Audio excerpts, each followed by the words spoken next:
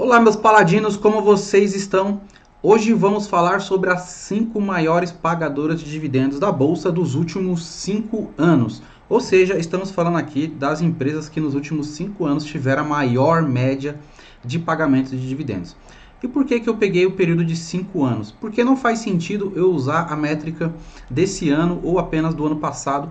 Porque quando você monta uma carteira visando dividendos, uma carteira visando renda passiva, é importante que haja um histórico de pagamentos recorrentes dessas empresas para que você tenha ali sempre uma segurança e sempre faça sentido para você na sua carteira quando obviamente você visa dividendos, tá? Então aqui vamos falar sobre as 5 maiores pagadoras de dividendos da Bolsa de Valores brasileira dos últimos 5 anos, a média. Bom, antes de começar o vídeo, agradecer sempre a nossa comunidade do grupo do Facebook, Investidores Buy and Hold. Esse vídeo não é opinião minha, não é opinião deles, como foi o vídeo anterior, sobre como quando eu falei quais eram as empresas de dividendos que a comunidade do nosso grupo Investidores Buy and Hold, que eu vou deixar o link aqui, caso você não conheça, eu vou deixar o link na descrição, onde foram eles que falaram, olha, eu acho que é essa, aquela, mas muitas vezes não baseado em fatos, em números. Aqui não, aqui estamos baseados em fatos. Estamos pautados por números da média dos últimos 5 anos, tá bom? Então fica aí um registro, um abraço para a galera do grupo do WhatsApp também, para os nossos seguidores do Instagram. Bom, e sem mais delongas, vamos aí. Quinta colocada, a Companhia Elétrica do Estado de Minas Gerais, a CEMIG, código de negociação CMIG4.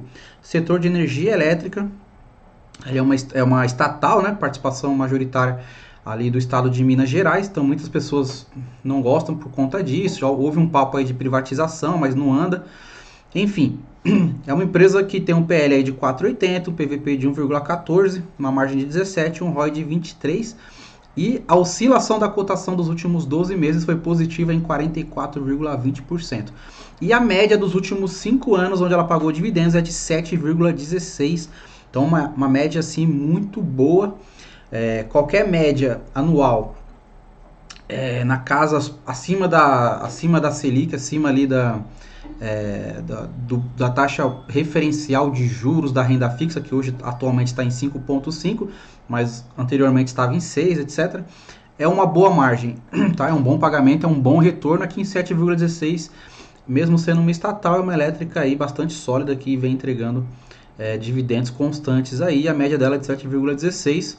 Então, nossa quinta colocada, a CEMIG.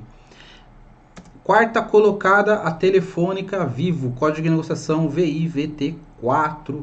Segmento de telecomunicação, segmento que eu particularmente não gosto muito, mas entendo que dentro desse segmento ela é a menos pior, né? Então, ela tem um crescimento aí de oscilação de cotação positiva em 48,16% dos últimos 12 meses, e a média de pagamento de dividendos dela foi 7,55%. Lembrando, média de pagamentos dos últimos, da média dos 5 anos, tá? Então, PL de 12, PVP de 1,29, margem de 17, um ROI de 10. Um ROI baixo, tá? O ideal de um ROI ali é pelo menos acima de 15, mas em relação a múltiplos tá tranquilo. Até por ser uma telefônica, ela tem um patrimônio muito grande, né? Por ser uma telefonia, são cabos, etc., torres, então também não é tão fácil ela retornar aí um ROI muito acima disso, mas as pessoas perguntam qual que é a referência do ROI. O mercado enxerga que tem que ser um ROI acima de 15%. Mas há setores em que a empresa é boa e entrega um ROI menor, faz parte também. Medalha de bronze para Itaúsa que já apareceu em outros vídeos aqui, inclusive na escolha dos holders também lá, como empresa de dividendos. E faz muito sentido, né? Uma holding aí, o banco tem a maior participação dentro dessa holding, mas ela tem outras empresas ali também. Alpargatas, Duratex, aí parece que tem alguma coisa aí dela comprar, não sei se já comprou a Liquigás também. Então é uma holding que tem essa vantagem dela poder estar sempre adquirindo participações em outras empresas e agregando valor ali a essa holding, tá? Então o crescimento de cotação da Itaúsa 25,81 dos últimos 12 meses, uma margem absurda, né? Porque ela tem retorno financeiro, ela é uma holding de outras empresas, então é natural que a margem dela seja absurda. PL de 10, PVP de 2 e um ROI de 18. E a média de dividendos dela foi 8,6 nos últimos 5 anos. Ah, Álvaro, mas a Itaúsa mostrou uma matéria aí que os dividendos dela chegou a 12%, não sei o que. Sim, gente, mas é esse ano comparado com o ano passado. Aqui estamos falando da média dos últimos 5 anos. É importante frisar sempre isso, é a média dos últimos 5 anos. Porque não é o desse ano e do ano passado. Porque daqui a pouco alguém vai começar a falar nos comentários: ah, mas eu paguei, eu recebi não sei quanto, a empresa X me deu não sei quanto de dividendos e não tá no vídeo. Tá, não tá no vídeo porque você tem que pegar a média dos últimos 5 anos, tem que ser recorrente. Bom, medalha de prata para Taesa. Taesa é uma das queridinhas elétricas aí do setor, né? Código de negociação TAEE11. PL de 8,90, PVP de 1,93, margem de 61%, uma margem altíssima, né? ROI de 21 e o crescimento de cotação dos últimos 12 meses 41,12 e a média de dividendos dela altíssima de 12,18. Uma baita média de dividendos aí para Taesa.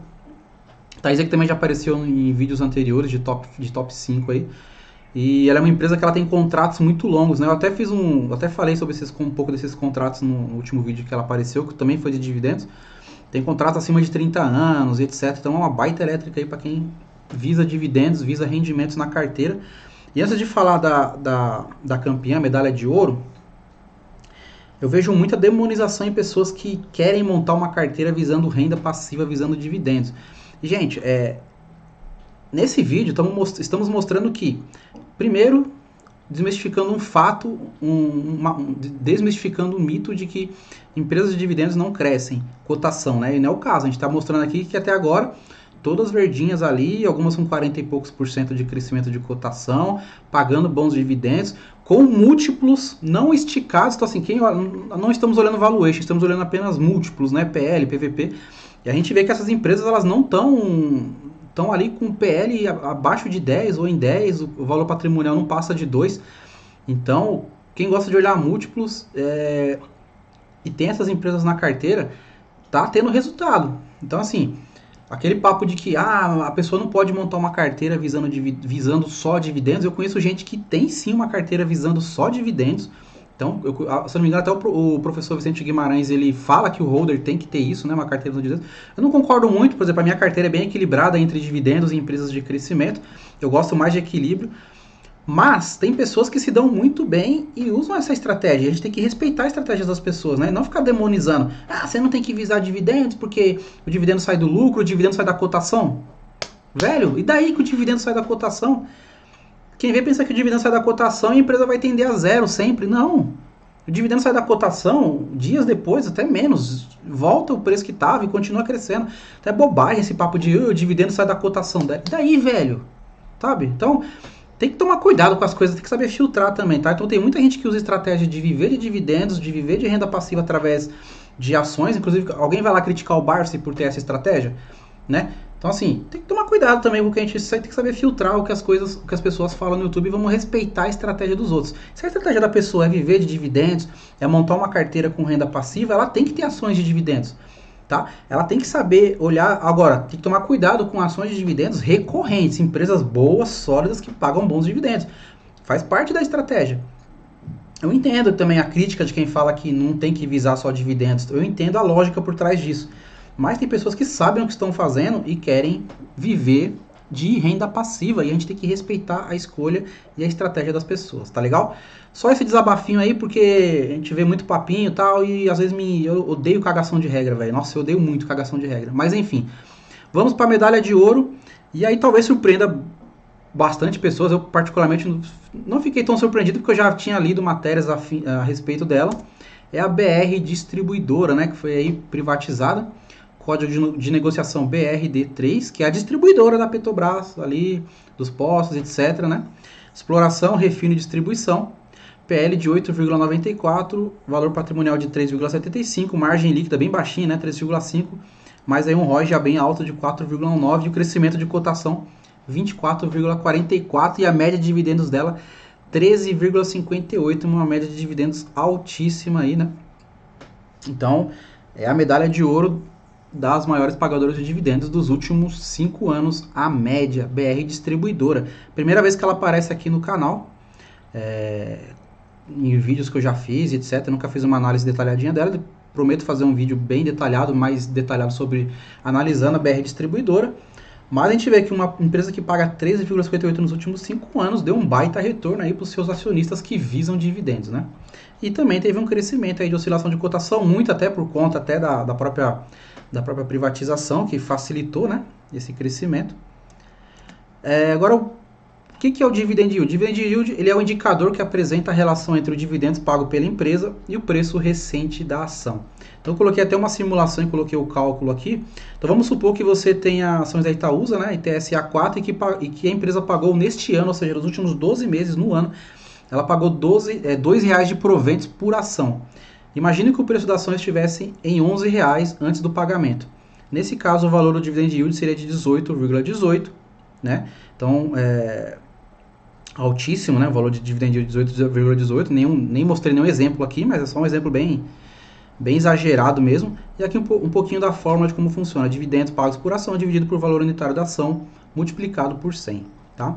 Aí depois dividendo, aí você pega o valor, multiplica por 100, que dá o valor de 18,18 ali, a formulazinha do pagamento do Dividend Yield. Menções honrosas, ou seja, a continuação das empresas que também são boas pagadoras de dividendos. Todas essas aqui pagam acima de 6%. Então tem o Banco BTG, a BB Seguridade, a Smiles, a Engie, Santander, Itaú. Muita gente vai falar, por que o Itaú não estava, porque tá Itaúsa, não tá Itaú, mas Itaú tá aqui, é um dos melhores, só não tá no top 5. A Bradespar e o Banco do Brasil também, na sequência, aí são as empresas que pagam ali o yield, ou na média, pagar acima de 6%. E também merece aí as suas menções honrosas no vídeo, tá bom? Nesse vídeo é isso, eu espero que você tenha gostado do conteúdo. Se inscreva no canal, curta e comente. Quando você curta e você comenta no vídeo o que você achou, você ajuda muito o canal. E o canal ele vem perdendo bastante relevância para o YouTube, porque as pessoas assistem, mas não comentam, não curtem. Essa interação é muito importante para o canal. Então eu peço a sua ajuda nesse sentido de curtir e comentar. Eu acho um saco ficar pedindo isso e tal, mas eu tô vendo que os números do canal vêm caindo por conta disso, dessas interações, tá bom? Então, agradeço a sua visualização, a sua curtida, o seu comentário. Fico por aqui, um forte abraço e até breve.